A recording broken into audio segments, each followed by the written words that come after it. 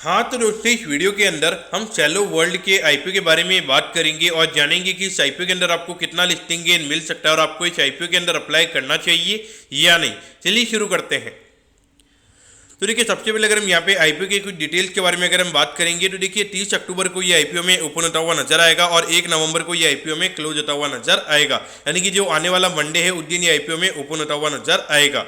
अब अगर हम यहाँ पे आईपीओ के इशू साइज की अगर हम बात करेंगे तो देखिए 1900 करोड़ के लगभग का आईपीओ में यहाँ पे नजर आता है और ये पूरा हमें यहाँ पे ऑफर फॉर सेल नजर आता है। यानी कि यहाँ पे जो पूरा पैसा है वो यहाँ पे कंपनी के प्रमोटर्स और जो यहाँ पे कुछ प्राइवेट इक्विटी इन्वेस्टर्स जो उनके पास में हमें यहाँ पे जाता हुआ नजर आएगा। यहाँ पर कोई भी पैसा हमें कंपनी के पास में जाता हुआ नजर नहीं आएगा। यानी कि जो फ्रेश इश्यू है कंपनी का वो हमें यहाँ पे जीरो यहाँ पे नजर आता है। अब अगर हम कंपनी के प्राइस बैंड की अगर हम बात करेंगे तो 648 के कट ऑफ प्राइस पे कंपनी हमें शेयर देती हुई नजर आ रही है।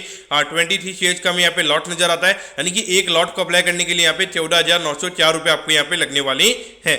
तो इस तरीके से अगर हम देखेंगे तो यहाँ पर अगर हम कंपनी के रिटेल कोटा की अगर हम बात करेंगे अराउंड 35% के लगभग का रिटेल कोटा हमें यहाँ पे नजर आता है। यानी कि अराउंड 700 करोड़ के लगभग का रिटेल कोटा हमें यहाँ पे कंपनी का नजर आता है। यहाँ पर अगर हम देखेंगे अलॉटमेंट के चांसेस यहाँ पे रिटेल में काफी ज्यादा इजी रहने वाले, मेरे ख्याल से यहाँ पे 3-4 टाइम्स से ज्यादा हमें यहाँ पे रिटेल कोटा सब्सक्राइब होता हुआ नजर नहीं आएगा।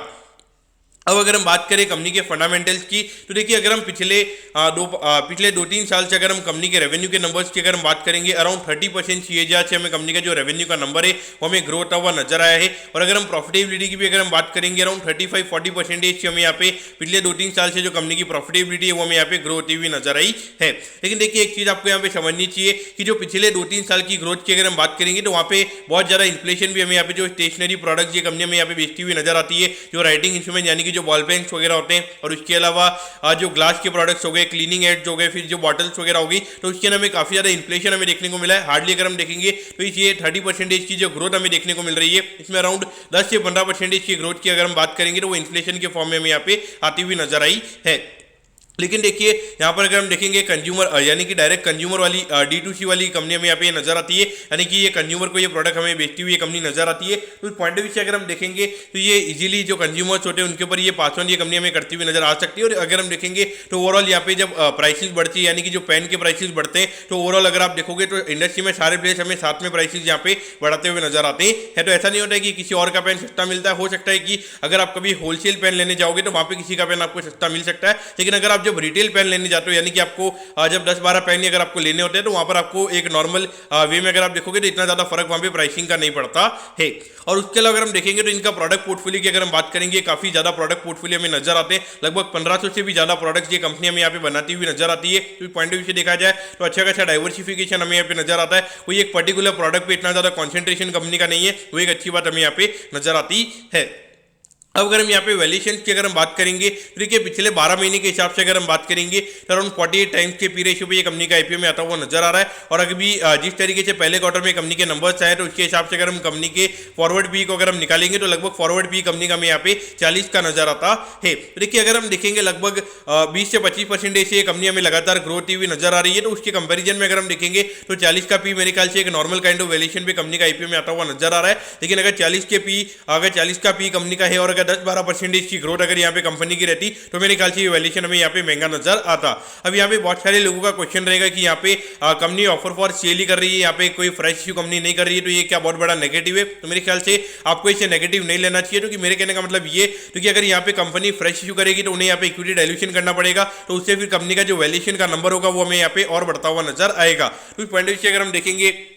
अगर कंपनी के पास में इतना सफिशिएंट अगर कैश फ्लो है कि वो आने वाले टाइम पे उस पैसे से अगर ग्रो कर सकते हैं तो मेरे ख्याल से इक्विटी डाइल्यूट करने का कोई मतलब नहीं है। और अगर उनका बिजनेस मॉडल अगर इतना अच्छा है कि सस्टेन्ड ग्रोथ अगर भी उनका बिजनेस मॉडल अगर अभी दे रहा है तो मेरे ख्याल से लिस्ट करवाने में इसमें कोई भी दिक्कत वाली बात मुझे यहाँ पे नजर नहीं आती है। क्योंकि अगर आप देखोगे एकदम वेल सेटअप बिजनेस हमें यहाँ पे कंपनी का नजर आता है। तो भी जो छोटी कंपनीज होती है खास करके जो एसएमई कंपनीज में आईपीओ आते हैं तो वहां पर मेरे ख्याल से ऑफर फॉर सेल नहीं आना चाहिए, क्योंकि उनका बेस इफेक्ट काफी छोटा रहता है। लेकिन इनके अगर हम बात करेंगे लगभग 1800 करोड़ का रेवेन्यू ये कंपनी में यहाँ पे करती हुई नजर आ रही है। तो इनका अच्छा खासा कैश फ्लो मेरे ख्याल से यहाँ पे रहेगा और मेरे ख्याल से उसको री इन्वेस्ट करके आने वाले टाइम पे काफी अच्छे तरीके से ग्रो कर सकते हैं। तो इस पॉइंट ऑफ व्यू से देखा जाए तो अभी जिस तरीके से मार्केट में भी सिनेरियो बनता हुआ नजर आ रहा है, तो अगर आपका व्यू काफी छोटा है यानी कि अगर आपको सिर्फ लिस्टिंग गेन के लिए अगर आपको अप्लाई करना है तो मेरे ख्याल से बिल्कुल भी यहाँ पे वो मार्केट मुझे नजर नहीं आता है।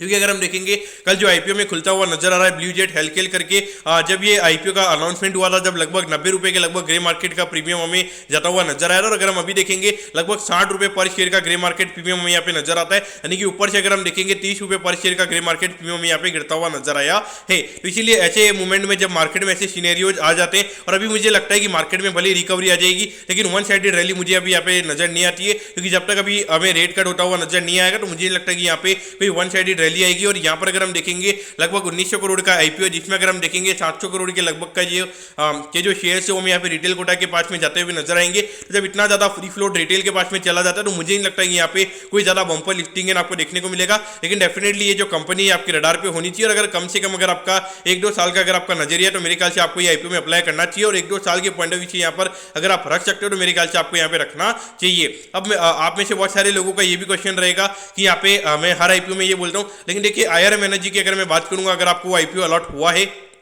तो लिस्टिंग पे जो भी रेट आती है मेरे ख्याल से आपको सेल कर देना चाहिए, क्योंकि अभी जिस तरीके से सिनेरियो जब भी हमें ईवी के बनते हुए नजर आ रहे हैं तो वो मेरे ख्याल से थोड़ा लंबे समय के लिए नहीं रखना चाहिए। बाकी ब्लू जेट और ये शैलो वर्ल्ड की अगर मैं बात करूंगा तो मुझे लगता है कि ये कंपनीज रखी जा सकती है, और मुझे लगता है कि शैलो वर्ल्ड एक बार के लिए अगर मार्केट में करेक्शन होगा तो शैलो वर्ल्ड फिर भी गिर सकता है, लेकिन ब्लू जेट की अगर हम बात करेंगे तो इतना ज्यादा मुझे वहाँ पे डाउनसाइड रिस्क नजर नहीं आता है। उसके पीछे का रीजन ये, क्योंकि जो नॉर्मली जो हेल्थ केयर कंपनीज होती है जब मार्केट एकदम अच्छा खासा करेक्शन होता है वहाँ पे इतना ज्यादा करेक्शन हमें देखने को नहीं मिलता है, तो